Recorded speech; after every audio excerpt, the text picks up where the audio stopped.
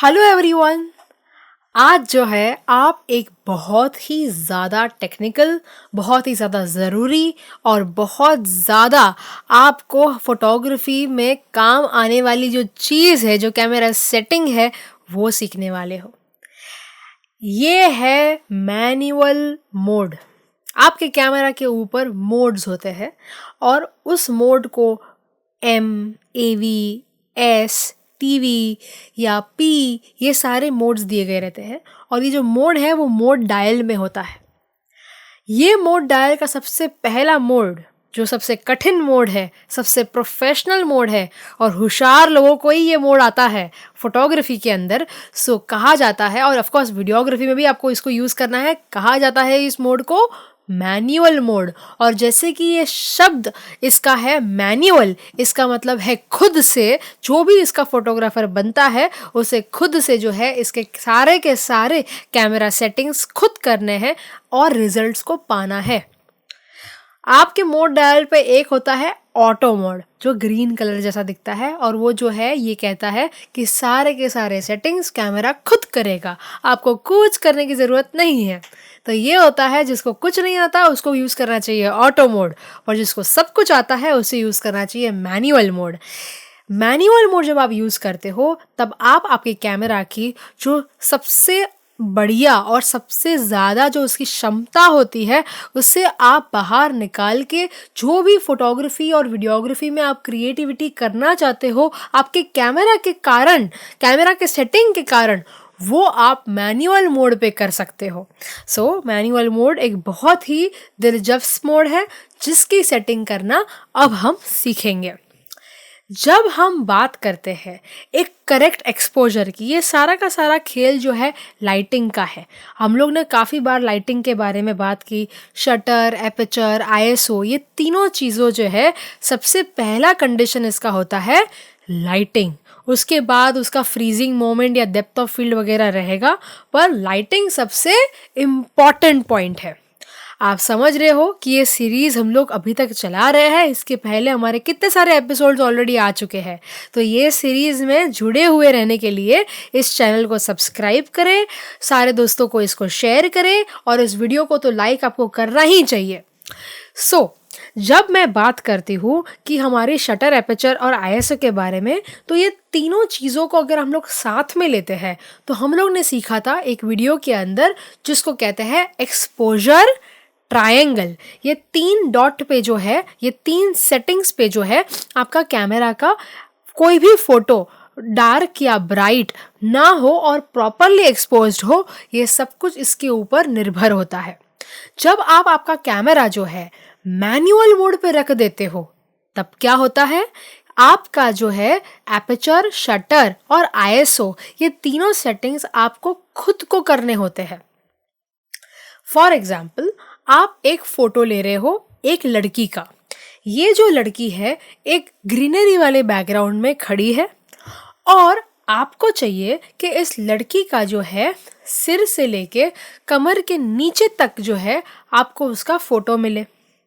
वो लेने के लिए आपको चाहिए कि पीछे का बैकग्राउंड जो है एकदम ब्लर हो जाए और वहाँ पे अच्छी खासी सनलाइट है, तो सनलाइट में, आउटडोर में आप इसका फोटो लेना चाहते हैं। ये जो लड़की है वो गोल गोल घूम रही है, थोड़ा ट्वर्ल कर रही है, और आपको चाहिए कि वो जो मोमेंट है ना उसकी ट्वर्ल करने की, वो भी उसका जो एक्सप्रेशन और उसकी जो वो मोमेंट है ट्वर्ल करने की, वो भी फ्रीज हो जाए। अगर ये आपका सिचुएशन है तो सबसे पहले हम बात करेंगे कि आपको चाहिए था कि बैकग्राउंड ब्लर हो जाए। ब्लर बैकग्राउंड के लिए हम लोग ने जो है हमारा जो एपर्चर है वो f1.8 पे रखा, जिसकी वजह से पीछे ब्लर हो गया। सेकंड होता है कि आपको चाहिए था कि उसकी जो वो ट्वर्लिंग मोमेंट है वो फ्रीज हो जाए। तो आपने सोचा कि मैं अपना जो शटर स्पीड है वो 1/500 के अगर ऊपर रखता हूँ तो वो हमेशा वो फोटो में वो लड़की फ्रीज हो जाएगी। और अच्छी खासी डेलाइट है तो मेरे को ज़्यादा आईएसओ बढ़ाने की तो ज़रूरत है ही नहीं, तो मैं आईएसओ 100 रखूँगा। तो ये 3 कैमरा सेटिंग्स आपने रख दी है। अब क्या होता है कि जो भी फोटो आप कैप्चर कर रहे हो वो बहुत ज़्यादा ब्राइट होता है। बहुत ज़्यादा ब्राइट होता है। तो अभी जो है आपको आपकी शटर स्पीड 500 के ऊपर कोई भी रखिए, चलने ही वाली है ना, तो आप 2000 की शटर स्पीड रख दीजिए, क्या फ़र्क पड़ता है, अच्छी ही बात है। क्योंकि एपेचर को आप अगर 5.6 या 11 या 16 पे लेके जाओगे, तब क्या होगा कि वो जो पर्टिकुलर इमेज है वो पूरी की पूरी डार्क हो जाएगी, बट आपका जो ये बैकग्राउंड ब्लर हो रहा था वो अभी नहीं होगा। आपने एपेचर और आईएसओ को नहीं छुआ और शटर स्पीड को बढ़ा दिया, जिसकी वजह से आपको एक करेक्ट एक्सपोजर वाला फोटो मिला, आपको मोमेंट भी फ्रीज मिली, पीछे का बैकग्राउंड भी ब्लर हुआ और आईएसओ भी जो है वहां पर भी आपको ज़्यादा नॉइज नहीं, मतलब आपको ज़्यादा बढ़ाना नहीं पड़ा। ये सारी चीज़ें जो मैंने की, ये सब कुछ मैंने मैनुअल मोड पे खुद से कैमरा सेट किया। अभी मुझे आपको एक बात बतानी है कि ये सारी चीज़ें तो मैंने अनुमान से की। अगर अनुमान से ही काम करना था तो फिर तो क्या ही, हमको चाहिए कि हम प्रिसाइज काम करें, एग्जैक्टली वही जो हम देख रहे हैं वो प्रॉपरली कैमरा के अंदर कैप्चर कर सके। अगर आपको प्रिसिशन वाला काम करना है तो आपके कैमरा सेटिंग के मेन्यू में वहाँ पे लिखा होगा एक्सपोजर मीटर। वहाँ पे एक मीटर दिया गया रहता है जिसमें सेंटर में 0 रहता है और लेफ्ट साइड में प्लस, राइट साइड में माइनस। देखो वहाँ पे +1, +2, +3 है, -1, -2, -3 है और उस 0 के ऊपर जो ये मीटर है उसके ऊपर होती है एक निडल। एक देखो एक छोटी सी डंडी होगी जो बारी बारी ब्लिंक कर रही होती है, उसको हम कहते हैं नीडल। जब आप कोई भी फ्रेम देखते हो तो आपका कैमरा जो है उस पूरे के पूरे फील्ड को, जो फ्रेम है उसके पूरे के पूरे फील्ड को कैलकुलेट करता है कि ये पूरी की पूरी फील्ड में क्या ब्राइटनेस है और क्या कॉन्ट्रास्ट है, कितना डार्क है कितना ब्राइट है, क्या हाईलाइट है क्या शैडो है, ये सारा कुछ आपका कैमरा डिटेक्ट कर रहा होता है। अगर आप जो है शटर, एपेचर, आईएसओ सेट कर रहे होगे, वहाँ पर जो है ओवर हो गया तो चलो मैं अंडर कर देता हूँ, अंडर हो गया तो चलो मैं ओवर कर देता हूँ, ऐसा कैलकुलेशन अगर आपको नहीं करना है तो वहाँ पे देखो जब फोटो ओवर हो रहा होगा वहाँ पे 0 के ऊपर जो है नीडल ब्लिंक करती है। वो 0 के बदले +1, +2, +3 ऐसे जो उसके स्टॉप्स है और उस स्टॉप्स के बीच में भी छोटे छोटे 2 डॉट्स है, वो उसके हाफ स्टॉप्स है। तो 1/3 स्टॉप मतलब +1, +2, +3 और उसके बीच में जो डॉट्स है वो उसके हाफ स्टॉप्स है, मतलब उसके बीच का भी जो है डाइवर्शन दिया गया है। तो उतना ज़्यादा जो है आपका फोटो ब्राइट दिख रहा है, उतना ज़्यादा कैलकुलेटेड आपको दिखा रहा है, उतना ज़्यादा +2 का आपका फोटो ब्राइट दिख रहा है। और अगर फोटो डार्क दिख रहा होता है तो -1, -2, -3 ऐसे माइनस माइनस दिखता है ना।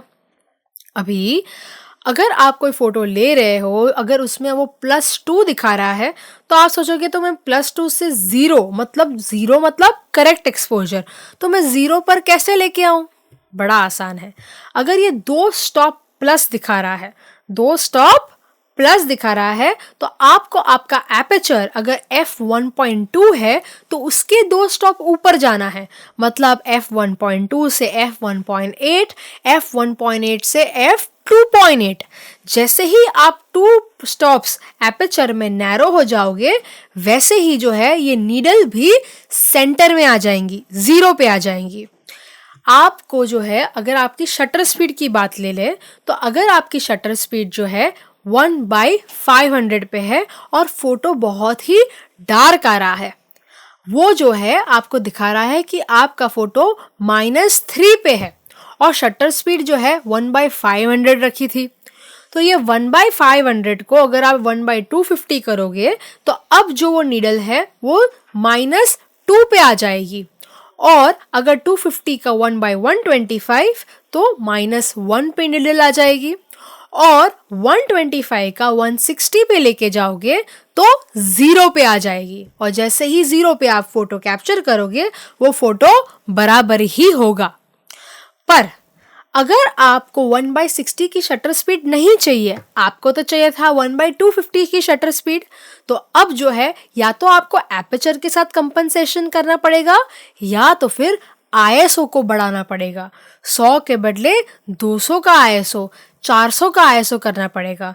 पर अगर आपको ISO भी नहीं बढ़ाना है तो जो है आपको आपकी लाइट बढ़ानी पड़ेगी। उस सिचुएशन में लाइट बढ़ाने से भी एक्सपोजर कंट्रोल में आ जाता है। ऐसे करके जो है आपको एपर्चर, शटर, ISO ये तीनों एक्सपोजर्स को जो है साथ में, ये तीनों के सेटिंग्स को साथ में लेके एक्सपोजर ट्रायंगल को मैनुअल मोड में बैलेंस करके जो है प्रॉपर करेक्ट एक्सपोजर वाले फोटोज कैप्चर करने हैं। और हमेशा जो आपका नीडल है वो 0 पे रखना है, जिससे आपका हर फोटो परफेक्ट आएगा।